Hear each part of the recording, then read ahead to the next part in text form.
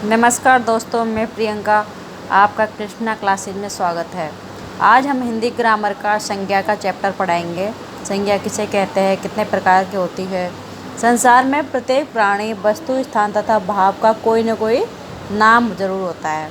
बिना नाम के कुछ भी नहीं होता। यह नमित और सुमित पार्क में खेल रहे हैं। नमित और सुमित क्या है? नाम है। नमित और सुमित क्या है? नाम है। कनिका को आम की मिठास अच्छी लगती है। कनिका क्या है? कनिका नाम है, व्यक्तियों के नाम है। कनिका ना क्या है ना? नमिता, सुमिता, कनिका क्या है? व्यक्तियों के नाम है। अमित बाजार गया और आनंद से आइसक्रीम खाई।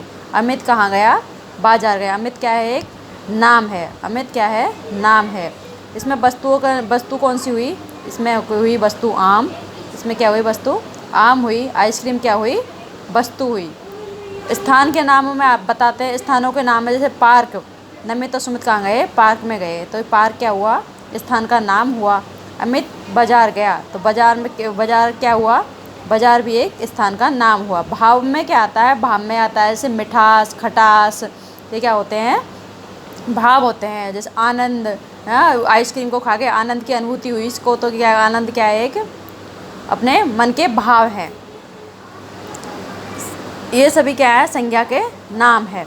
किसी व्यक्ति, प्राणी, वस्तु, स्थान अथवा भाव के नाम को संज्ञा कहते हैं। संज्ञा किसे कहते हैं दोस्तों? किसी व्यक्ति, प्राणी, वस्तु अथवा स्थान के नाम को संज्ञा कहते हैं। संज्ञा के भेद। संज्ञा के 3 भेद होते हैं। कितने भेद होते हैं? संज्ञा के 3 भेद होते हैं। पहला होता है व्यक्तिवाचक संज्ञा। पहला व्यक्तिवाचक संज्ञा, जातिवाचक संज्ञा और भाववाचक संज्ञा। अब आते हैं हम व्यक्तिवाचक संज्ञा। व्यक्तिवाचक संज्ञा। व्यक्तिवाचक संज्ञा किसे कहते हैं? तो किसी विशेष प्राणी, वस्तु, स्थान का बोध कराने वाले शब्द क्या कहलाते हैं?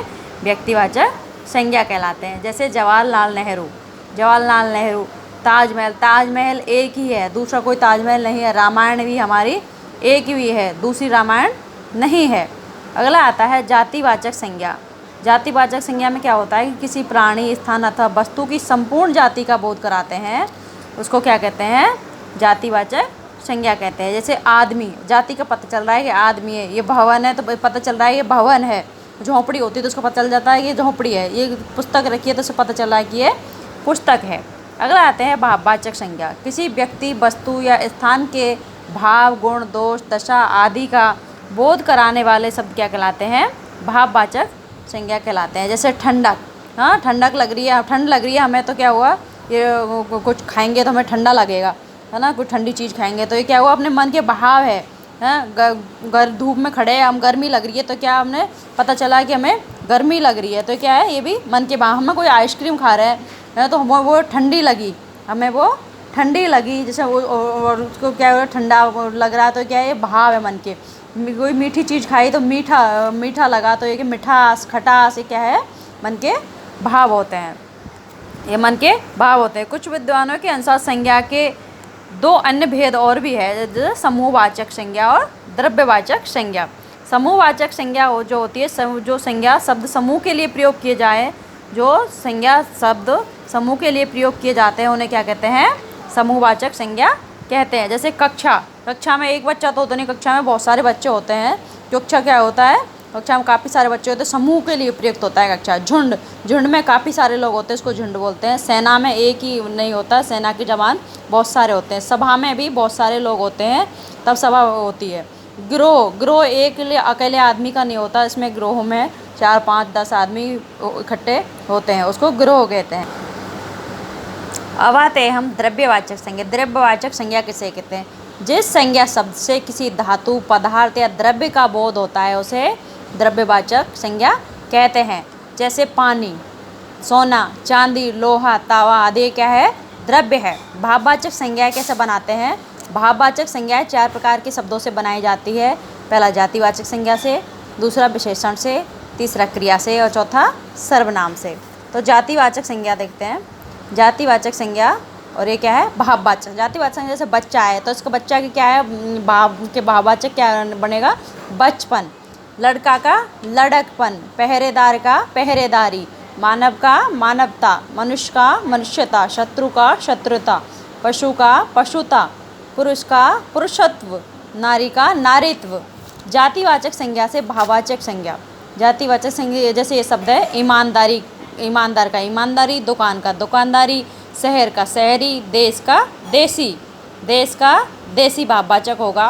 प्रभु जातिवाचक संज्ञा है तो इसका प्रभुता भाववाचक संज्ञा है। माता का मातृत्व भाववाचक है। देव का देवत्व भाववाचक है। मित्र का मित्रत्व भाववाचक है। अगला आता है विशेषण से भाववाचक संज्ञा। विशेषण से भाववाचक कैसे बना? आलस का आलस विशेषण है, इसका भाववाचक क्या होगा? आलसी विशेषण है, इसका भाववाचक क्या होगा? आलस। वीर विशेषण है, इसका क्या भाववाचक होगा? वीरता। कायर का कायरता। सफल का सफलता। महान का महानता। कुशल का कुशलता। सुंदर का सुंदरता। कठोर कठोरता। मोटा मोटा क्या भाववाचक क्या होगा? मोटापा। भला का भाववाचक क्या होगा? भलाई। अब आते हैं हम अगला, जैसे ठंडा है, ठंडा का भाववाचक क्या होगा? ठंडक। भूखा क्या का भूख का क्या होगा? भूख। प्यासा का प्यास। खट्टा का खटास। मीठा का मिठास। गरम का गर्मी। ऊंचा का ऊंचाई। चतुर का चतुराई। गोल का गोलाई। लंबा का लंबाई। ये सब क्या है? भाववाचक, विशेषण से भाववाचक। अब आते हैं क्रिया से। क्रिया से भाववाचक कैसे बनाते हैं? जैसे रोना है, रोना का क्या होगा भाववाचक? रुलाई। चढ़ना का चढ़ाई। लिखना का लिखाई, लिखावट। खेलना का खेल। उड़ना क्या है? क्रिया है। उड़ना क्या है? क्रिया है, इसका भाववाचक क्या होगा? उड़ान। हंसना का होगा हंसी। पढ़ना क्या होगा? पढ़ाई। थकना का क्या होगा? अब आता है सर्वनाम से। सर्वनाम से भाववाचक संज्ञा बनाना। सर्वनाम जैसे अपना क्या है? सर्वनाम है। अपना का क्या होगा? अपनापन भाववाचक क्या होगा? अपनापन। पराया का क्या होगा? परायापन। सम का क्या होगा? समता। सम क्या होगा? समता। सर्वनाम, सर्वनाम का भाववाचक ये देखो स्व, स्व मतलब अपना। स्व का भाववाचक क्या होगा? स्वत्व। निज का निजत्व। मम का ममत्व या ममता।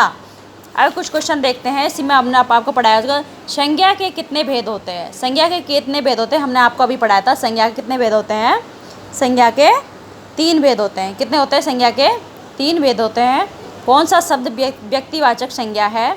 आगरा, शहर और जल। आगरा, शहर, जल। इसमें व्यक्तिवाचक संज्ञा कौन सा हुआ? आगरा। कौन सा हुआ? आगरा। कौन सा शब्द भाववाचक संज्ञा नहीं है? बुढ़ापा, गरीबी, अध्यापक। तो क्या नहीं है इसमें भाववाचक संज्ञा? अध्यापक।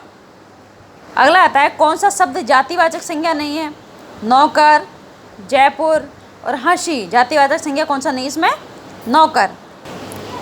जैसे एक क्वेश्चन उठाते हैं हम, नीचे दिए गए शब्दों से भाववाचक संज्ञा बनाइए। सुंदरता का भाववाचक क्या? सुंदर का भाववाचक क्या होगा?